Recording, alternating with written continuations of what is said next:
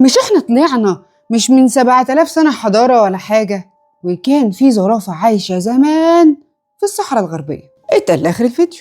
هضبة أم عراق في جنوب سيناء العلماء لقت نقوش لحيوانات وأشخاص وعادات يومية قديمة، ومن خلال تحليل أسلوب النقش وتحليل الطبقات الجيولوجية قدرنا نعرف إن النقش ده عمره أكتر من 10,000 سنة. خد الكبيرة، منطقة الكثبان القديمة في شمال سيناء، العلماء لقت فيها نقوش لحيوانات كانت ساكنة المنطقة دي أيام ما كانت خضراء قبل ما تغير المناخ يحولها لصحراء وجافة. النقوش دي عمرها أكتر من 12,000 سنة. وهنروح بعيد ليه؟ أنا عمالة أقول لك سيناء شمال جنوب، طب ما احنا عندنا الصحراء الغربية. سمعت عن وادي صورة وكهف السباحين؟ العلماء لقت نقوش لبني آدمين بتعوم، وبعد التحليل الجيولوجي للطبقات اكتشفنا ان المكان ده كان مليان مية وبحيرات. النقش ده بقى طلع عمره من 12 ل 15,000 سنة. عندك كمان وادي كركور طلح مليان رسومات لحيوانات ضخمة ومشاية صيد، برضو عمرها من أكتر من 12,000 سنة. هتقولي ثانية واحدة، إيه